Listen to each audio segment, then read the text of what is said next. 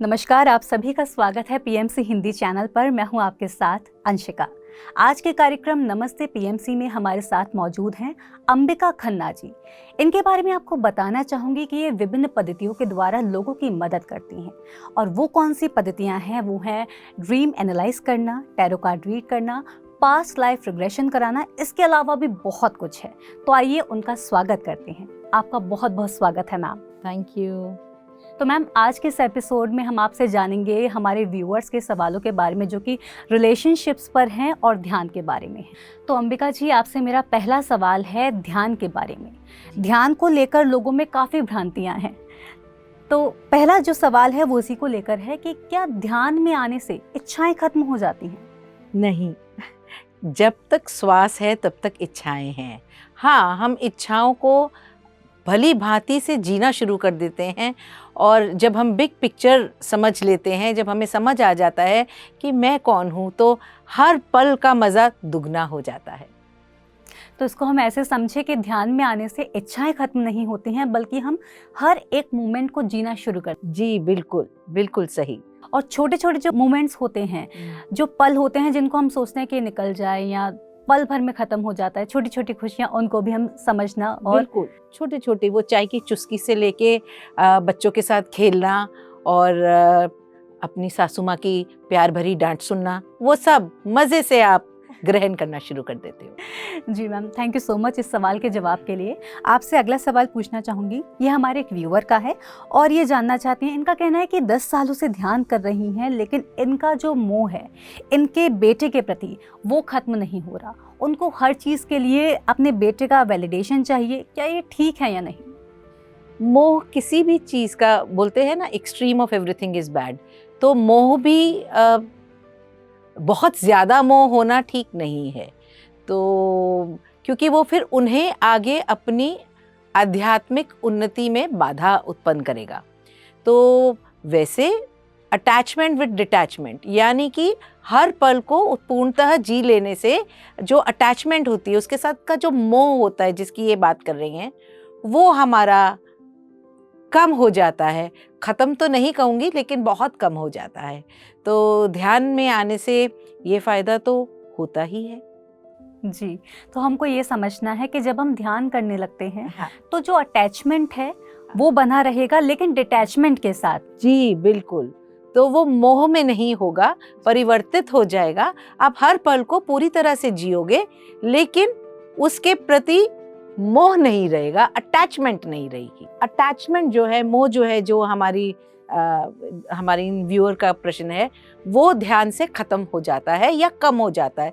इतना कम कि आप अपना जीवन, आध्यात्मिकता का जीवन अच्छी से जी सकते हैं। नहीं तो ये मोह ही उनको वापस खींचेगा। जी, तो इनको ध्यान को अपने जीवन में लाने की ज़रूरत है। और अगर वो ऑलरेडी ध्यानी हैं, तो शायद उन्हें ध्यान की जो घंटा है, जो ध्यान का जो कार्यक्रम है, प्रक्रिया है, उसको बढ़ाने की आवश्यकता है। तो मैं अपने व्यूअर को बोलना चाहूँगी कि आपसे उम्मीद है आपने सवाल को भेजा हमें, और अंबिका जी ने जो आपके सवाल का जवाब दिया, आप इसको समझेंगी, ध्यान को अपने जीवन में लाएंगी। इसी के साथ मैम बढ़ेंगे अगले सवाल की ओर। अगला सवाल हमारे एक और व्यूअर का है।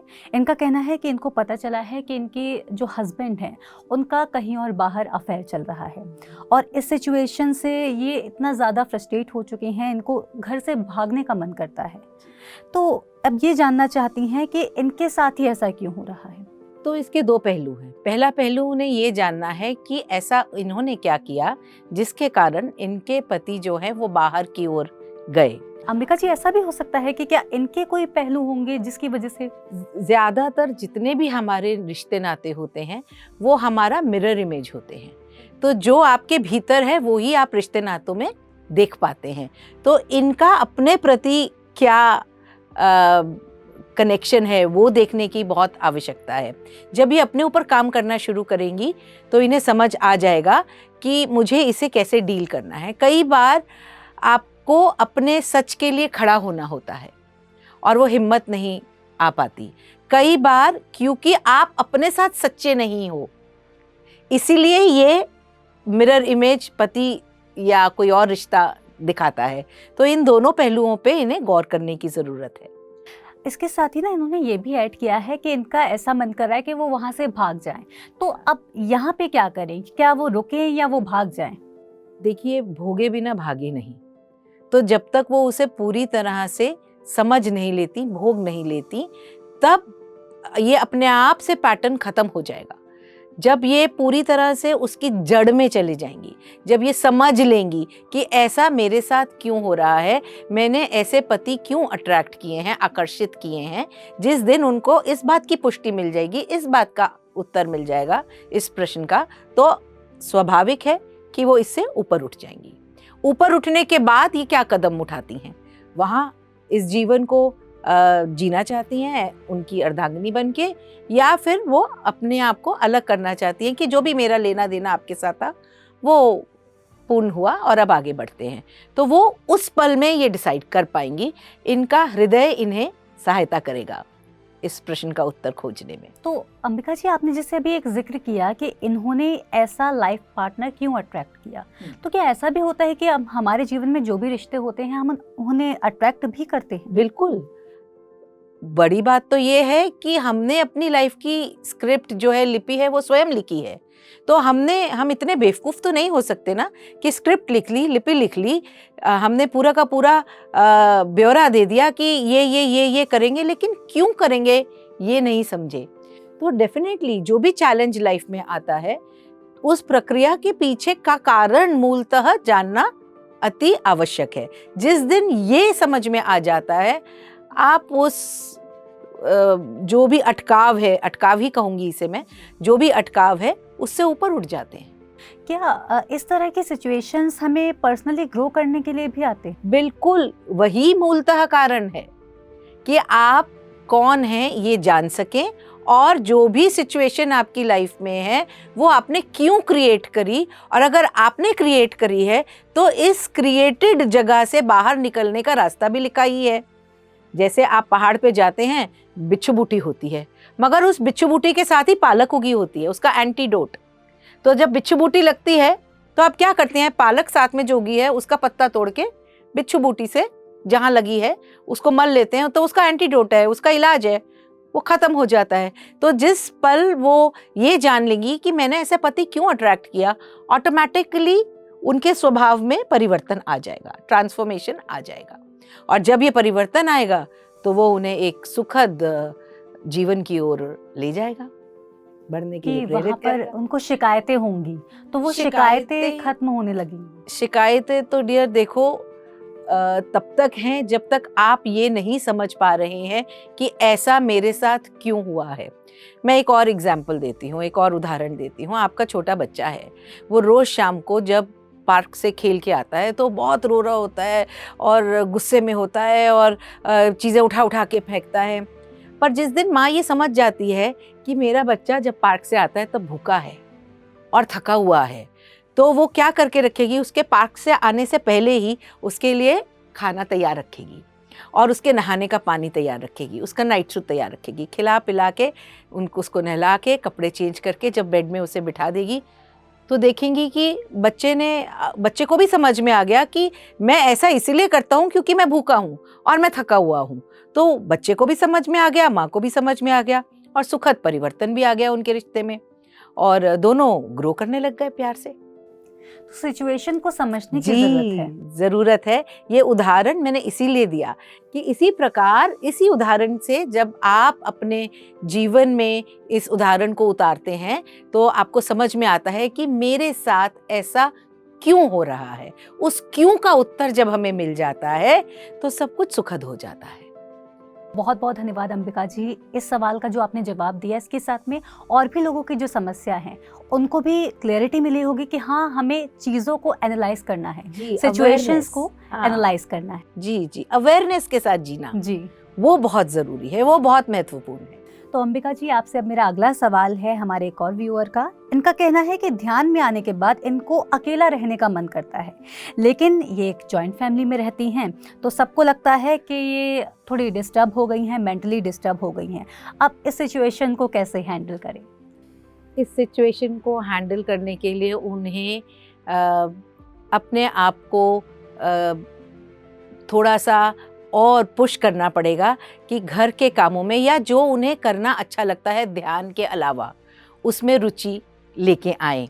और क्योंकि हर पल जीना एक ध्यानी के लिए बहुत ज़रूरी है, और हम संसार में रह रहे हैं तो संसार के कार्य करना भी उतना ही आवश्यक है। रात का समय, जैसे हमें पत्री जी हमेशा बोलते हैं कि रात का समय ध्यानी के लिए है, ध्यान करो, रात को करो, दिन में संसार के कार्य करो। तो ये बैलेंस बनाना बहुत ज़रूरी है। कहीं ना कहीं इनका ये बैलेंस शायद उनसे छूट रहा है। तो वो बैलेंस बनाने के लिए उन्हें अपनी रुचि ऐसे कार्यों में लगानी पड़ेगी जिसकी शायद उनकी हॉबी हो या जो वो करना चाहती हों, जैसे डांस, म्यूज़िक या योगा या घर के ही कोई काम, खाना बनाना या कुछ भी। तो ऐसी चीज़ों में जब वो अपनी रुचि डालेंगी तो ऑटोमेटिकली बैलेंस आ जाएगा। हाथ से मैनुअल वर्क करने से बैलेंस आएगा। अभी क्या हो रहा है, ग्राउंडिंग नहीं हो पा रही, हमारी भाषा में बोलते हैं कि वो ऊपर के चक्रास में ही घूम रही हैं, नीचे ग्राउंड होना ज़रूरी है उनके लिए। तो हमें नीचे रहते हुए भी चक्रास को खोलना है। चक्र तो सारे ही खोलने होते हैं, लेकिन नीचे के जो 3 चक्रास होते हैं वो हमारे इस दुनिया के कार्य करने में बहुत अच्छी से मदद करते हैं। तो उनके प्रति हमें थोड़ा सा ध्यान ज़्यादा देना है। और वो नीचे के जो चक्र होते हैं वो आपकी इस संसार के आवागमन से रिलेटेड होते हैं। तो संसार में रहना है तो संसारी की भांति ही रहना होगा ना, उससे हम भाग नहीं सकते। जी जी। और पत्री सर भी हमेशा यही कहते हैं कि संसार के किसी काम को छोड़ना नहीं है। जी बिल्कुल, यही मैं भी उन्हीं की बात को दोहरा रही हूँ। जी जी, बहुत बहुत धन्यवाद अंबिका जी इस और सवाल के जवाब देने के लिए। मैं बढ़ती हूँ अगले सवाल की ओर। अगला सवाल भी हमारे एक व्यूअर का है। इनका कहना है कि इनको ध्यान करना बहुत पसंद है, इतना कि रात में इनको सोने का भी मन नहीं करता, और ये गुड़ाकेश करती हैं। फैमिली बोलती हैं कि ये एक्सट्रीम जा रही हैं, एक्सट्रीम कर रही हैं, तो ये क्या करें? जैसे कि अभी हमारे पहली जो हमारे व्यूअर थे जिनका प्रश्न था, इनके लिए भी यही उत्तर है कि इन्हें बैलेंस लाना है अपने जीवन में। एक्सट्रीम किसी भी चीज़ का अच्छा नहीं है ना। आप ध्यानी ही बनते जाएंगे तो फिर शादी नहीं करनी थी, घर गृहस्थी नहीं बसानी थी, तो सन्यासी बन जाते, कोई प्रॉब्लम नहीं थी। लेकिन अगर आपने संसार की रिस्पॉन्सिबिलिटी एज अ गृहस्थ ली है तो आपको उस रोल को भी पूरी तरह से कंप्लीट करना है, मुकम्मल करना है। तो बैलेंस लाना ज़रूरी है। जी, बहुत बहुत धन्यवाद अंबिका जी इस सवाल के जवाब के लिए भी। बढ़ते हैं अगले सवाल की ओर। ये कहती हैं कि ये ध्यान करने से इन्होंने गुड़ाकेश की स्थिति को प्राप्त कर लिया है, तो क्या ये उचित है? पूर्णतः उचित तो नहीं है, क्योंकि अब यहाँ मैं उदाहरण दूंगी लक्ष्मण जी का, जिन्होंने जब रामचंद्र जी 14 साल का वनवास ले रहे थे, उस समय ये स्थिति उन्होंने प्राप्त की थी। गुड़ाकेश वो स्थिति होती है जब आप अपनी नींद पे विजय पा लेते हैं, यानी कि आपको अब सोने की कोई आवश्यकता नहीं है। उस समय जब, क्योंकि लक्ष्मण जी ने रामचंद्र जी का ध्यान रखना था, अपनी भाभी सीता मैया का ध्यान रखना था, तो उस स्थिति में उनका इस स्थिति को पाना उचित था। लेकिन आज जरूरत नहीं है। हाँ, आपकी नींद छोटी हो सकती है, जो जहां आप पहले 8 घंटे सोते थे वहां आप 4-5 घंटे से ही काम चला लीजिए और बाकी का काम संसार के लिए कीजिए, वो समझ में आता है। लेकिन पूर्णतः अगर आप रेस्ट नहीं करेंगे तो आपके शरीर को जितना विश्राम चाहिए उतना शायद नहीं मिलेगा। शरीर को भी तो विश्राम चाहिए ना, दिमाग और बाकी सब चीज़ों को तो मिल गया विश्राम, तो शरीर के विश्राम का क्या? तो बैलेंस बनाना ज़रूरी है। हाँ, बहुत ज़्यादा सोने की आवश्यकता नहीं है, क्योंकि वैसे भी एक ध्यानी अगर 1 घंटा ध्यान करता है तो वो लगभग 3 घंटे की नींद के बराबर होता है। तो आप ध्यानी जब बनते हैं तो ऑटोमेटिकली आपकी नींद का साइकिल जो है वो छोटा हो ही जाता है। ज़्यादा आपको दोपहर में सोने की या रात्रि में भी इतना सोने की आवश्यकता नहीं पड़ती। लेकिन हैविंग सेड दैट, ये कहने के बाद शरीर को आराम जितना चाहिए उतना तो देना बनता है ना। तो इसके लिए कृपया करके आप स्थिति से बाहर आइए और अपने शरीर को ये निर्देश दीजिए। अगर वो ये स्थिति प्राप्त कर सकती हैं तो वो अपने शरीर को भी निर्देश दे सकती हैं और अपने आप को भी ये निर्देश दे सकती हैं कि मैं 4 घंटे के लिए सोऊंगी।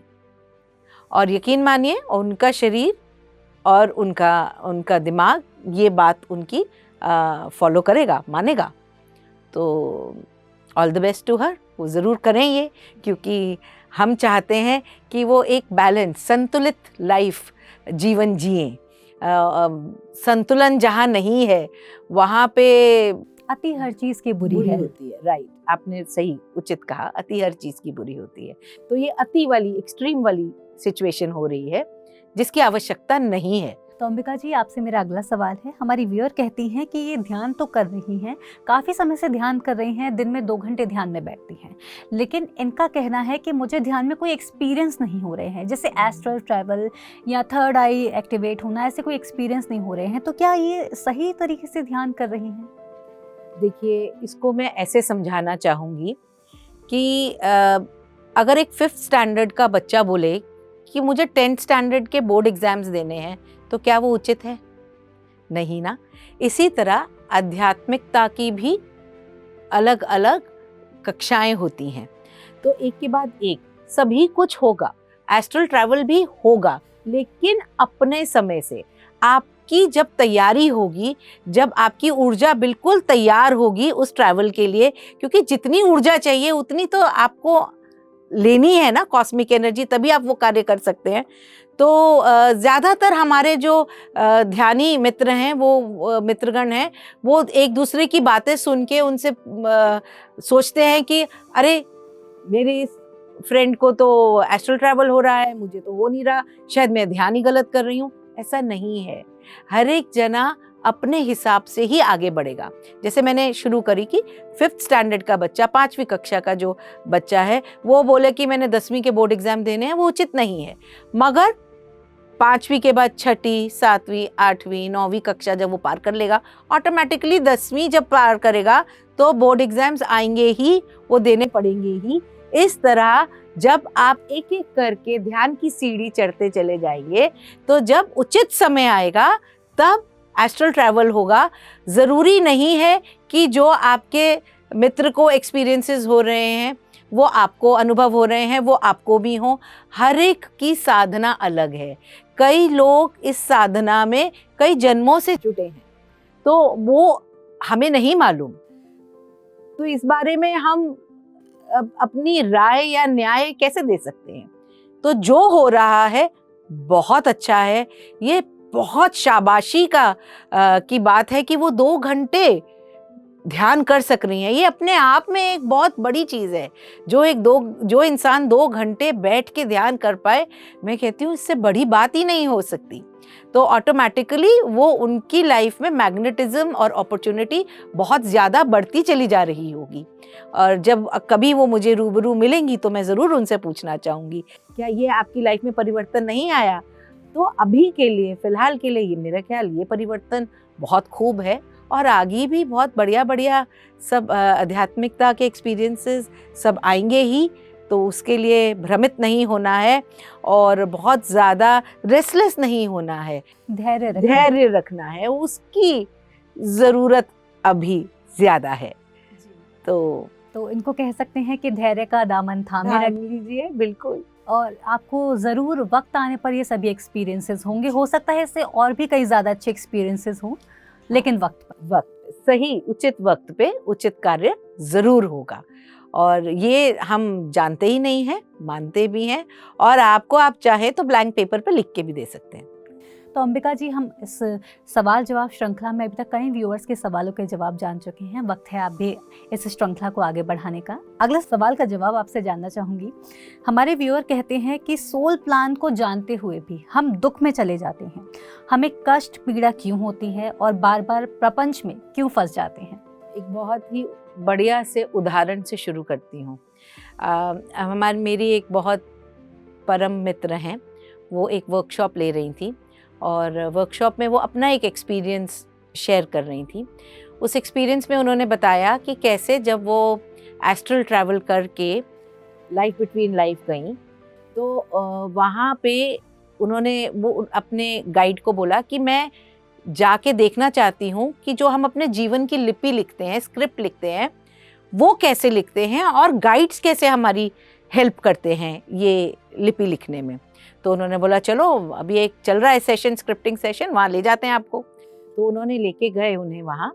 तो वहाँ जाके जो पर्सन जो सोल थी वो अपने जीवन की लिपि लिख रही थी, तो उन्होंने बोला कि इस बार नेक्स्ट टाइम अब मैं जेंडर मेरा बॉय होगा, अभी मैं एज गर्ल गई थी क्योंकि मुझे ये थीम के बारे में समझना था और वो एक स्त्री या एक गर्ल चाइल्ड होने के कारण मेरे को ज़्यादा समझ में आती थी, लेकिन अब मुझे पुरुष बनना है। तो मास्टर्स ने बोला ओके ठीक है पुरुष बन जाते हैं, लिख लिया। तो उन्होंने बोला मैं ना इस बार थोड़े से टाइम के लिए जाना चाहती हूँ, मैं ज़्यादा लंबे समय के लिए नहीं जाना चाहती। तो मास्टर्स ने कहा ठीक है कितने साल के लिए जाना चाहते हो? तो उन्होंने बोला यही कोई 18-19 साल बस, इससे ज़्यादा नहीं। तो उन्होंने बोला ठीक है, लिख दिया ये भी, चलो 18 साल के लिए जा रहे हो। तो उन्होंने बोला क्योंकि मैं इतने छोटे टाइम के लिए जा रही हूँ तो मैं ऐसा करती हूँ, बीच में हैंडीकैप भी डाल देती हूँ कि मैं अपाहिज हूँ, मेरा एक पैर जो है एक्सीडेंट में बचपन में ही कट गया है, तो अपाहिज का जीवन भी अलग से लाइफ टाइम क्यों लूँ, 18 साल की तो बात है, यूं बीत जाएगा, तो मैं ये भी लिख लेती हूँ। तो गाइड्स ने बोला क्या हमें नहीं लगता है कि इतना सब कुछ आप इकट्ठा इस लाइफ टाइम में भोग पाओगे, जी पाओगे, कहीं गड़बड़ ना हो जाए, सोच लो अच्छी तरह से।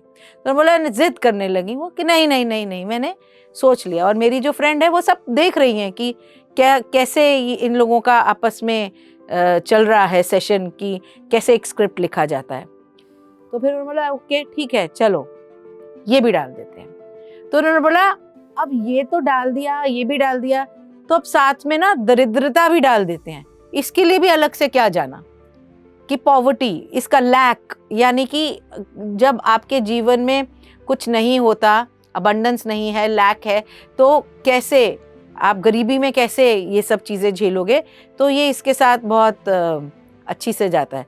तो मेरी फ्रेंड सोच रही थी इसने ज़्यादा बॉलीवुड की पिक्चरें देखी होंगी, वहाँ से प्रभावित होकर आई है, ऐसा उसने हमें बताते बताते बताया। लेकिन उन्होंने बोला तो उस जो स्क्रिप्ट लिख रही थी उन्होंने बोला नहीं नहीं 18 साल के लिए ही जाना है, मैं ये सब ऐड करना चाहती हूँ। तो उन्होंने वो मास्टर्स ने बोला बहुत मुश्किल है, आप कह रहे हो इतना सब कुछ, उस माया जाल में फंसने के बाद जब आप भूलोक पे जाओगे संभालना बहुत मुश्किल हो जाएगा, पागल होने की भी संभावना हो सकती है, डिप्रेशन तो बहुत एक छोटी चीज़ है। तो उन्होंने बोला कि नहीं नहीं मैं ये सब कुछ संभाल लूँगी एज अ मेल, तो अभी आप मुझे प्लीज़ ये सब चीज़ों की सैंक्शन दे दो। तो मास्टर्स क्या करते, उन्होंने उसकी बात मान ली, उन्होंने कहा ठीक है।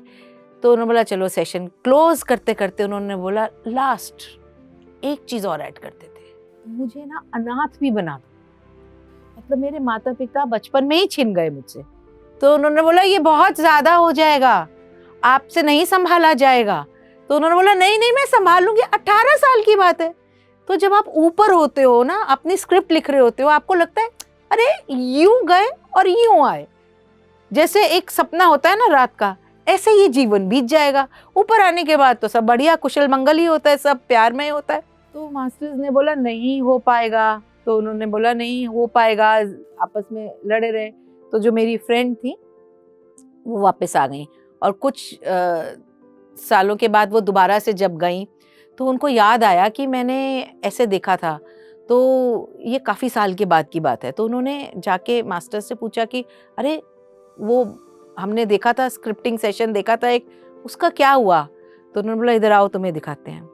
तो उन्होंने क्या दृश्य देखा कि एक मंदिर के बाहर एक अपाहिज लड़का बैठा है, पागल सा हुआ हुआ, और पत्थर उठा उठा के मंदिर के द्वार पे मार रहा है कि तेरे कारण मैं ये भोग भोग रहा हूँ, तू रिस्पॉन्सिबल है, तेरे कारण मेरा जीवन नरक बना, तूने मेरे माँ बाप छीने, तूने मुझे अपाहिज बनाया, तूने मुझे ये किया, तूने मुझे वो किया सारे। और वो मास्टर्स ऐसे करके बैठे थे। और जो मेरी फ्रेंड ने बोला लेकिन ये तो सब इसने लिखा था। कहते वहाँ जाके तो हम सब भूल जाते हैं ना कि हमने लिखा था। तो सोल प्लान ऐसा ही होता है, हम जब ऊपर होते हैं ना सब कुछ बहुत बढ़िया लगता है, ऐसा मज़ेदार लगता है कि अरे कहानी मात्र है, लिख दो, सब झेल लेंगे, सब कर लेंगे। लेकिन वास्तविकता बहुत फ़र्क होती है जब आप यहाँ आते हो और माया जब आपके ऊपर अपना असर छोड़ती हैं, तो कई बार आप अपने आप को भी कोसते हो और जिन्होंने आपको स्क्रिप्ट लिखवाई होती है उनको भी कोसते हो, और सबसे प्यारा और फेवरेट टारगेट जो होता है वो भगवान होते हैं, उनको तो हम कोसते ही हैं। तो सोल प्लान ऐसे ही लिखा जाता है। बताइए अब आपको कैसा लगा उनका सोल प्लान? देखिए लिटरली अगर हम इसको समझें, हम कर खुद ही रहे हैं, जी। प्लान खुद ही कर रहे हैं, और जब धरती पर आकर सब भूल जाते हैं तो सबसे जो जैसा कि आपने बताया भगवान को कोसने लगते हैं। तो समझने की ज़रूरत है कि हम सभी ने प्लान खुद किया है। जितनी भी लाइफ में आपके चैलेंजेस आए हैं वो आपने अपनी कई सारी पास्ट लाइफ देखते हुए अपने आप को आध्यात्मिकता या मैं कौन हूँ इसके पास निकट, इस प्रश्न के निकट जाने के लिए आपने उन चैलेंजेस को डाला होता है। और ना सिर्फ उसके लिए, कई बार हमारा डेबिट क्रेडिट भी चल रहा होता है, यानी कि जिन लोगों का आपने लेना है तो उनसे आप लेंगे, और जिनका देना है उनको आप देंगे। जैसे यहाँ पे एग्जाम्पल दूं तो हमारा सबसे बड़ा जो ऋण होता है ना वो हमारे बच्चों के प्रति होता है। आप देखिए जितने प्यार से माता पिता अपने बच्चे की पोटी सुसु साफ करते हैं, क्या किसी और की कर सकते हैं? है ना? अपने माँ बाप की भी नहीं इतने प्यार से कर पाते। क्यों? क्योंकि वो अनकंडीशनल लव वो आपका हिस्सा है ना, तो इसीलिए वो सबसे बड़ा जो ऋणी होता है वो आपके बच्चों के स्वरूप में आता है। सुसु पॉटी के माध्यम से ये सारे कार्य करते करते आप कब अपने कर्मों को नलिफाई कर देते हो, जीरो स्टेट पे ले आते हो, याद ही नहीं। बच्चे जो मर्जी कह लें माँ बाप को चलेगा, लेकिन कोई बाहर वाला ऐसे करके आंख भी दिखाए तो आप कहोगे आंख नीची, है ना? तो ये सब कर्म फल ही है और कुछ नहीं। कर्मों को बैलेंस करने के लिए भी हम धरती पर आते हैं। कर्मों को बैलेंस करने के लिए भी धरती पे आते हैं। Thank you so much Ambika ji, किस तरह से आपने हमें समझा दिया कि सोल प्लान किस तरह से हम करते हैं और धरती पर आकर वो हमें किस तरह से दिखता है। जी। तो इसको बहुत ज़्यादा समझने की ज़रूरत है, क्योंकि हम फिर कोसने लगते हैं, नेगेटिव बोलने लगते हैं, वो हम करते हुए अपने और भी कर्मा बना लेते हैं। जी। तो उनको भी समझने की ज़रूरत है, और ज़रूरत है सिचुएशन को समझने की, एनालाइज करने की, और कंप्लेन नहीं करने की। बिल्कुल बिल्कुल सही कह रहे हैं आप। इसी के साथ मैं आपसे अगला सवाल पूछना चाहूँगी। लोग कहते हैं कि सच बोलना चाहिए, लेकिन ये कहने की बातें और हैं, लेकिन सुनना कोई नहीं चाहता। तो और जब कोई सच बोलता है तो सपोर्ट भी नहीं करना चाहते, तो इस सिचुएशन में क्या करना चाहिए? मैं इसको ऐसे थोड़ा सा ट्विस्ट करूँगी और बताऊँगी कि सच जो है उससे ज़्यादा इम्पोर्टेंट है दया। कई बार आपको लगता है कि आप सच्चे हैं, आप सही हैं, तो आप बिल्कुल अपनी सही वाली बात पे अड़ जाते हैं, और कई बार उस सच वाली बात पे अटकना या अड़ना सही नहीं होता। उस समय दया चाहिए होती है, और काइंडनेस जिसे कहते हैं, टू बी राइट और टू बी काइंड, ये प्रश्न उठता है। तो अगर ये प्रश्न उठे तो it is always better to be kind. दयावान बनना ज़्यादा ज़रूरी है, सच्चे होने से भी ज़्यादा। मान लीजिए कि आपके बच्चे को कोई बुखार चढ़ गया है, बहुत तेज़ बुखार चढ़ गया है, और डॉक्टर ने बोला है कि इसको अभी 3-4 दिन लगेंगे इस बुखार को टूटने में। मगर अगर ये बात हम बच्चे को बताएंगे तो बच्चा और ज़्यादा घबरा जाएगा। तो उस समय दया का दामन थामना है, सच नहीं बोलना है। बच्चे को ये बोलना है बेटा बस 1 दिन की बात है, फिर आप ठीक हो जाओगे, फिर हम फ्रेंड्स के साथ बाहर जाएंगे, खेलेंगे। तो वो खेलना और वो वाली सारी बातों से क्या होता है, बच्चे की वाइब्रेशंस और थॉट चेंज हो जाते हैं।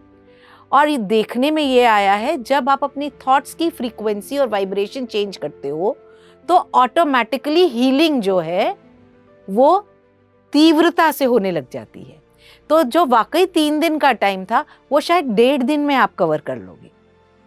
तो क्या उचित है, सही बोलना, सच बोलना या दयावान बनना, दयावान बनना, है ना? तो ऐसी सिचुएशंस में दया का दामन थामना चाहिए और सच पे अटके नहीं रहना चाहिए। नहीं, आपने क्यों बोल दिया, डॉक्टर ने तो बोला 3 दिन, दूसरा बेटा बोलेगा पापा आपने झूठ बोला, डॉक्टर ने तो कहा था 3 दिन, आपने उसको बोल दिया कल तक ठीक हो जाएगा, अब कल वो उठेगा तो वो, और कल वाकई में इस थॉट से ही बच्चा अगर कल बहुत अच्छी प्रोग्रेस दिखा रहा है तो इसमें हर्ज क्या है। कहते हैं ना कि जो झूठ से किसी का घर बसे या किसी का भला हो वो झूठ झूठ नहीं होता। बिल्कुल सही, यही मैं समझाना चाह रही हूँ। तो सच बोलना सही है, हाँ, हमें सच ही बोलना चाहिए और सच को आजीवन भर अपने जीवन में उतारना चाहिए।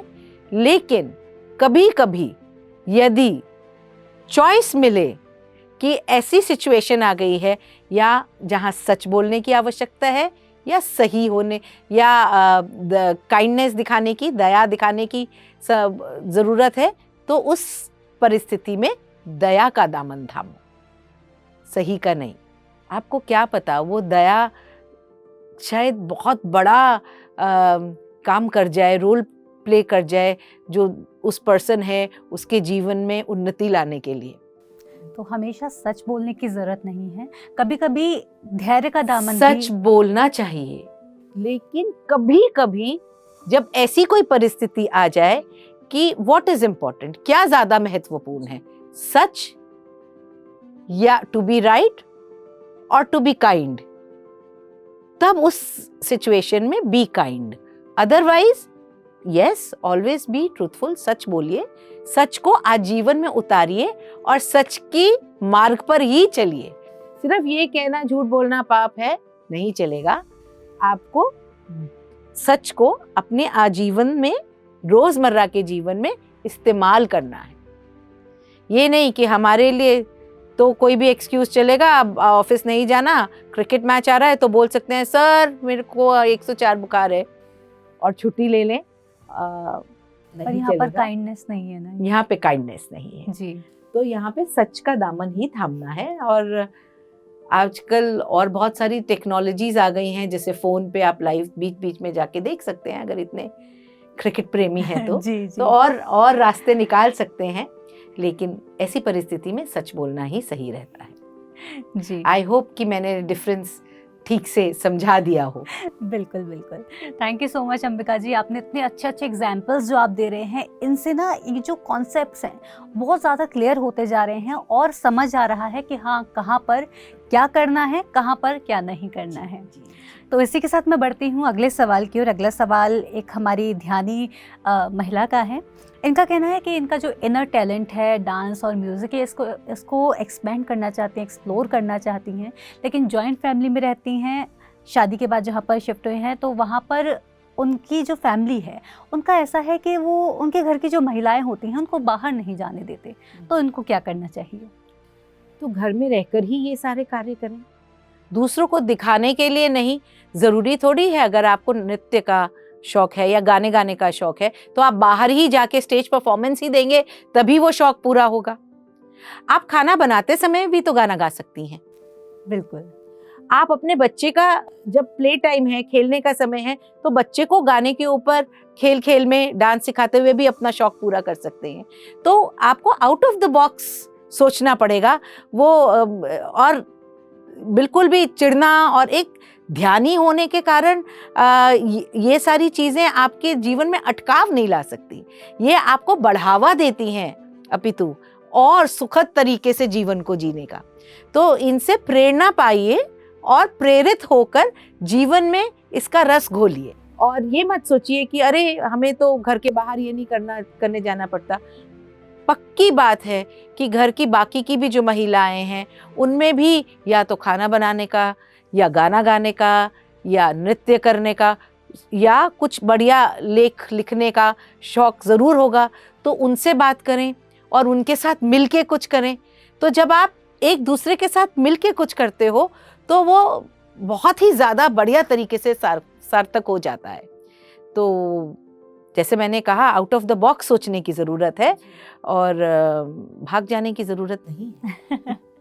और इसके साथ ही खुद को लिमिटेशंस में बांधने की जरूरत नहीं है, हाँ, बाउंडेशंस में ना बांधे। बिल्कुल सही कहा, हम अनलिमिटेड हैं।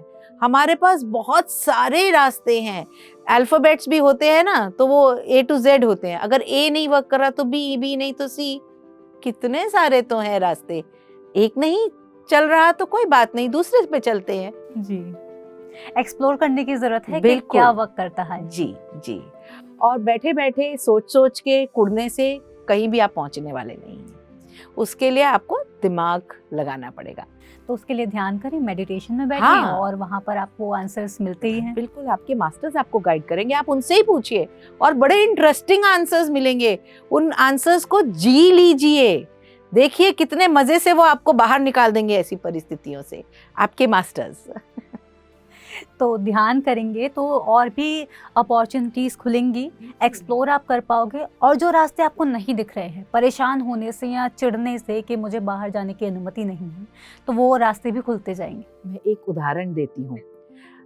मेरे पास एक आई थी फ्रेंड जिनको हमने टैलेंट रिट्रीवल का एक पास्ट लाइफ सेशन किया था। वो चाहती थी कि मैं पिछले जन्म से अपने नृत्य का टैलेंट इस जीवन में वापस लेकर आऊँ। तो जब हमने उनका ये टैलेंट रिट्रीव कराया नृत्य का, तो उन्होंने मुझे कहा ये मैंने रिट्रीव तो कर लिया है, दिल की इच्छा तो पूरी हो गई, एक। तो मैंने कहा तो ये एक थी तो दूसरी कौन सी थी? तो उन्होंने कहा दूसरी ये थी कि मैं ये दिखा पाऊँ कि मैं कितना अच्छा कोरियोग्राफी कर सकती हूँ, मैं कितनी अच्छा नृत्य लोगों को भी करा सकती हूँ। तो मैंने कहा अब इस इंटेंशन से आप ध्यान में बैठिए और देखिए आपको कोई ना कोई अपॉर्चुनिटी ज़रूर मिलेगी। उनकी बेटी की स्कूल में जो उनकी डांस टीचर थी वो बीमार हो गई, तो और उनका कोई प्रोग्राम, एनुअल प्रोग्राम या कुछ आ रहा था, तो ये पेरेंट टीचर मीटिंग वाले दिन वहाँ गई होंगी, तो इन्होंने, इनके कान में टीचर्स की ऐसी बात चल रही थी तो पड़ गई। तो इन्होंने जाके जो उनकी बेटी की क्लास टीचर थी उनको कहा कि मुझे ऐसे नृत्य मैंने सीखा भी है और मैंने अभी पास्ट लाइफ से भी रिट्रीव किया है इस टैलेंट को, तो मैं ये काम आपको करा सकती हूँ। तो उस टीचर ने बोला अच्छा, वो लोग तो ढूंढ ही रहे थे, तो उन्होंने आपस में जो उनकी हेड मिस्ट्रेस थी उनसे बात करी, तो उन्होंने बोला अच्छा आप आइए हमसे कल मिलिए। तो जब वो अगले दिन गई, मिली, तो उन्होंने बताया कि हमारी ये सिचुएशन है और इस सिचुएशन का इस टाइप का मैं डांस क्लास, जो भी क्लास थी उसको पूरे क्लास को कराना है। तो इन्होंने कहा हाँ मैं आपको कोरियोग्राफ करके इस गाने पे दिखाती हूँ।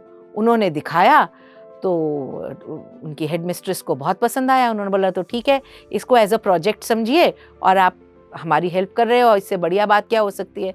इस तरह से उनका स्कूल में ये टीचिंग का कार्यक्रम dance as a dance teacher शुरू हो गया, ध्यान और पास्ट लाइफ रिट्रीवल के दोनों के कारण।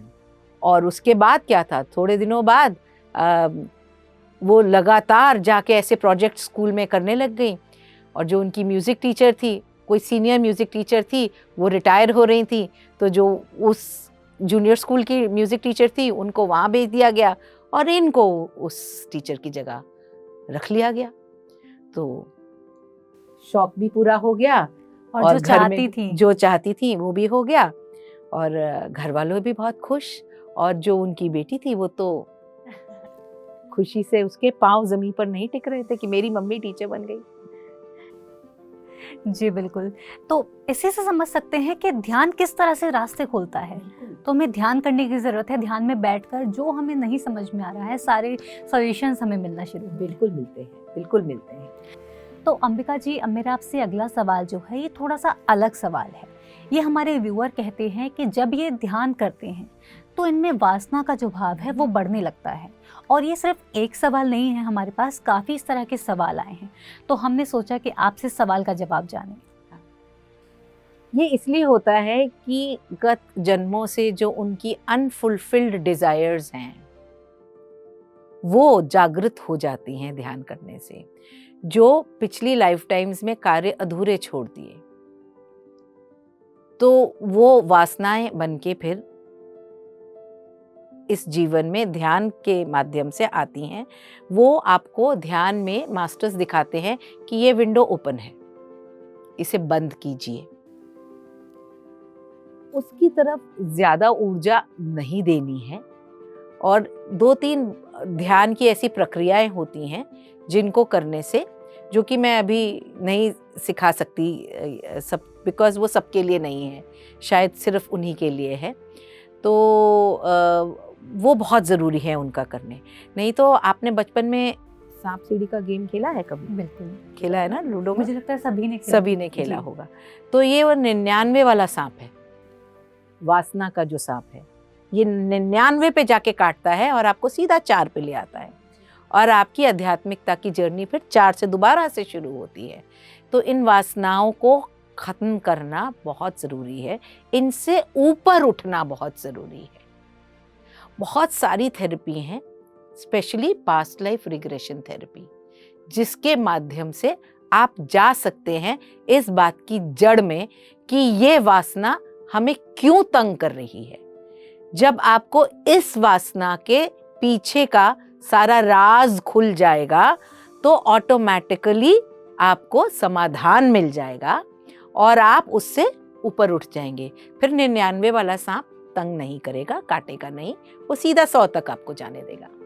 तो मैम इसके लिए फिर क्या करें, इसको कैसे समझें? मतलब कि अगर ये भाव बार बार आ रहे हैं, मेडिटेट कर रहे हैं, वो भाव बार बार आ रहे हैं, मेडिटेशन भी नहीं हो पा रहा, हाँ, तो ये किसी गत जन्म, पिछले जन्म से आ रहा है ना, तो उस जन्म में जाने की आवश्यकता है और उसकी पुष्टि करने की आवश्यकता है, देखने की आवश्यकता है कि ये क्यों आ रहा है, ये भाव वहाँ क्या ऐसा रह गया था डील होना जिसके कारण से आज मैं अटकी हूँ या अटका हूँ।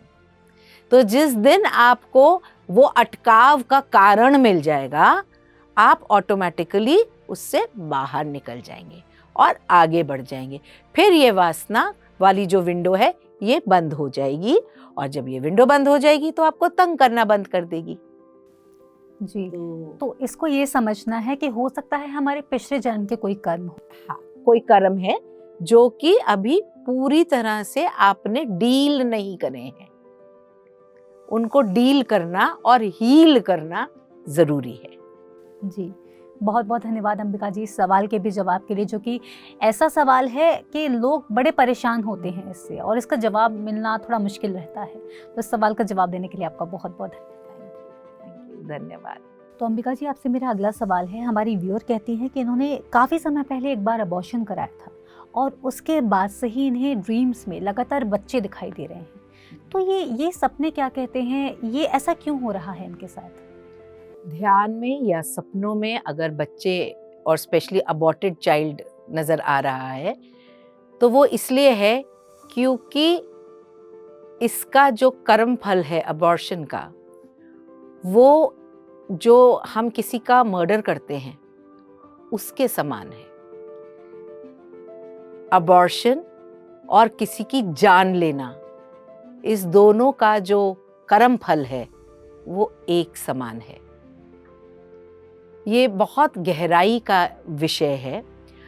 हम ज़्यादातर इसे बहुत हल्के में लेते हैं। हमको लगता है कि बच्चा अभी पैदा नहीं हुआ तो इसलिए उसके अंदर कॉन्शियसनेस नहीं है, जो कि सरासर गलत है। बच्चे के अंदर पूरी कॉन्शियसनेस होती है। आपका इस जीवन में आने से पहले लाइफ बिटवीन लाइफ स्टेज में उस बच्चे के साथ पूरा कॉन्ट्रैक्ट सेट होता है और कि हम आपके द्वारा इस भूलोक पे आएंगे और ये मेरी स्क्रिप्ट है और हम ऐसे जिएंगे। लेकिन जब आप अबॉर्ट करा देते हो, अबॉर्शन कर लेते हो, तो आपने किसी की समय से पहले ही हत्या कर दी, अपना कॉन्ट्रैक्ट तोड़ दिया। तो उसका कर्म का फल तो आपको भोगना पड़ेगा। ज़्यादातर वो जो एनर्जी है, जो एनर्जी बोलूँगी या कॉन्शियसनेस बोलूँगी, जो बच्चे के फॉर्म में आपके गर्भ में आई थी, वो आपको ध्यान में या सपनों में आके खड़ी हो जाती है और तब तक खड़ी रहती है जब तक आप उसको उसकी सही जगह यानी कि आपकी फैमिली ट्री में और अपने हृदय में ना दो।